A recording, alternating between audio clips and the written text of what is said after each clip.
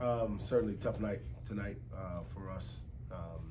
Hated, mostly for our seniors to lose the way we lost tonight. I mean, no loss is great.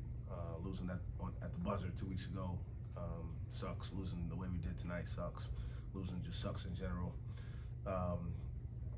So not a whole lot of time left to squeeze whatever we can out of the rest of the season. But my job is to get back up tomorrow and figure out a way to continue to help these kids, and that's what I'm committed to making sure happens. The open of the game, I think you guys scored 17 in the first half. Shots weren't falling, but was there something else that was going wrong with it? I mean, that was most of it, right?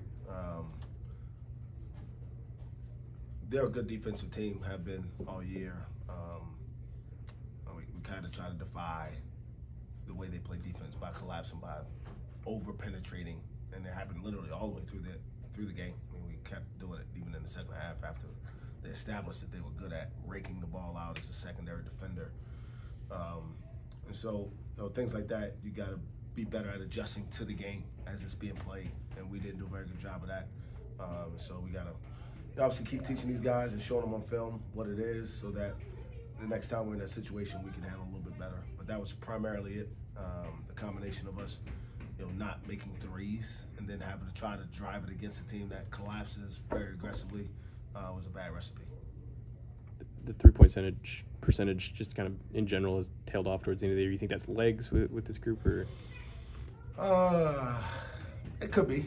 I don't want to say it's not at all, but I also not into making excuses. It's not really my deal.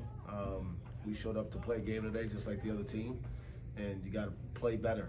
That's it. And whether you're making threes or not, you got to find a way to be more efficient with the basketball and offensive end, get better looks, be stronger with the ball, get some offensive rebounds. Maybe when you get stops, which we didn't do a great job of, get out in transition to get some easy baskets. And so, again, haven't cracked the code with this team defensively all year. Seemingly, we've had some moments, but we never won a game really guarding. We've done that pretty much every year until now. So we just got to get better. We got to get better there. Legs, all that. I mean, they play the same amount of games we have. They got guys out, so I'm not gonna sit up here and say that that's the reason the game was the way it was. You got to find a way to play better in spite of some things that go against you. This might just seem like an easy narrative for people to jump on. Do you feel like there's anything missing from this team since the Bedlam loss? I don't try to play medical doctor, but I also try not to, play that part either, the psychology. There's a real thing to, the devastation, right, of being right there to win a game when you got a little bit of momentum and playing your rival, all that stuff. That's probably a real element there. But, this is big boy stuff. You got to be able to turn the page and pick yourself up and go figure out the next one. And we obviously haven't done that. Got one more opportunity in the regular season, and I know the character of these kids. I love them all dearly. They're really good people. You have to play better, more consistently, in spite of the devastation of a loss, being at the buzzer or losing by 20 or winning by 5, whatever the case is. You got to get to the next thing, and obviously that's the next step for this group. Is just you have to be the same, and you have to make people beat you, being your best, doing the best of what you do well, and we haven't done that enough. I know it's kind of hard with their big guy out, but you guys have played him twice now. Have you seen any different tendencies from Texas Tech when you met him in January to now? No, I mean, they're a good team. I want to say this the right way. They're a talented team, right? But they're not like the most talented team. They have really good pieces that fit really well together. They have 2 pretty dynamic ball handlers. They have 2 elite shooters, Kerwin Walton and Chance McMillan. If you leave them open, you feel like they're going to make it every single time. And obviously, we let Chance make a couple of them when we didn't need to in the second half. And then they've got other guys who just do a lot of the the little dirty things. Robert Jennings embraces that. I think the X factor for that team is Darren Williams. So he's played really well against us both times. It's kind of a mismatch in terms of, do you put a big on him, do you put a guard on him? He takes you into the post. He can step out and make threes. Really good player, and obviously they're playing with a level of confidence under the circumstances that they have. They've gone on the road back to back and won pretty convincingly. So credit to their staff and their players for just playing with a level of toughness that's required in this league to have success. You know, a lot of guys played their last game in this building. I know it wasn't the result you'd hoped for them, but just how much do you appreciate those guys? Yeah, I mean, I wish I was in a better state to be emotional about it, in all honesty, because they deserve that. And they've all been here for different periods of time, right? Crazy enough, the two walk-ons I've spent the most time with.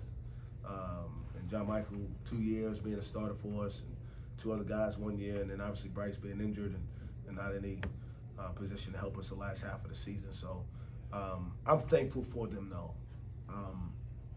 I don't take for granted that players with options automatically want to come here.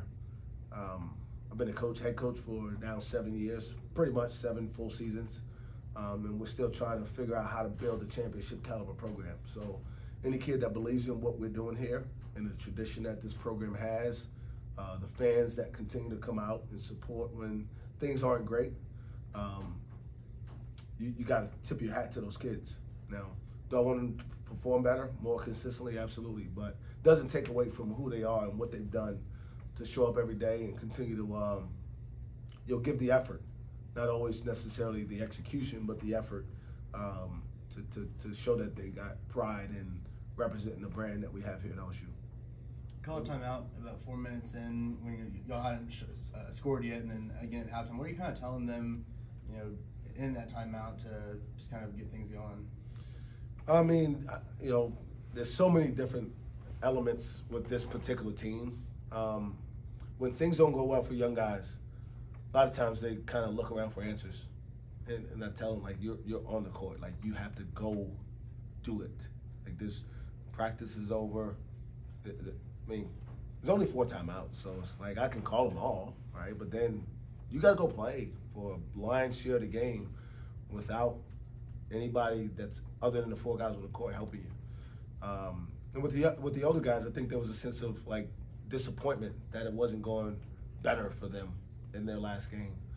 But no one's gonna help you in this league beat them. Like, no one's gonna feel bad because you're playing your last game if you're John Michael Wright or Mike Marsh or Hickland and say, you know what, these guys deserve to win a game. Like, that's not a real thing. It's not a real thing in life. In a competitive environment, you got to go fight for what you want. And that's what I was trying to portray for them for the whole night. Hickland said tonight was kind of, frustrating and a little bit embarrassing.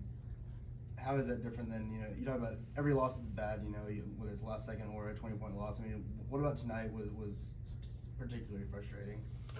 I just think, how you finish is important in life, in everything you do. And, those guys all knew that this was going to be the last time that they played a game in this building. And to play as poorly as we did. We played poorly. I mean, there's really no 2 ways about it. Certainly leaves a bad taste in your mouth. Like, they'll never get tonight back, ever.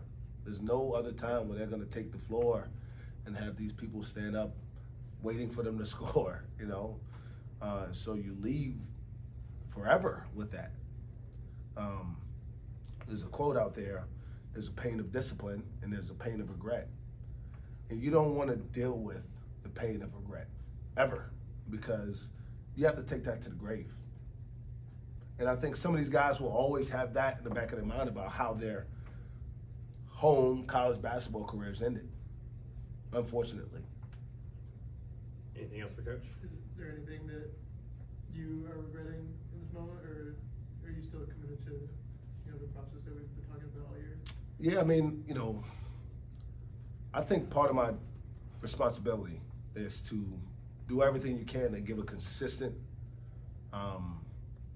message. And there's time to reflect, no question. I don't think tonight's that time. There are things that we need to address. There's no question about it. I think there's going to be opportunity here soon to figure those things out.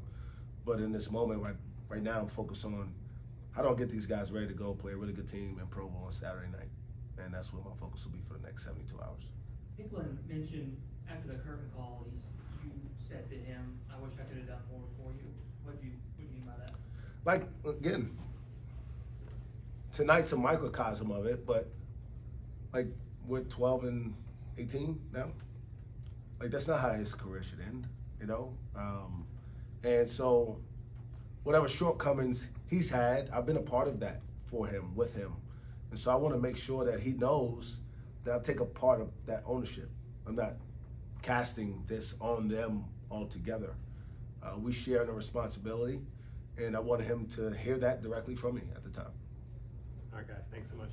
I'll do.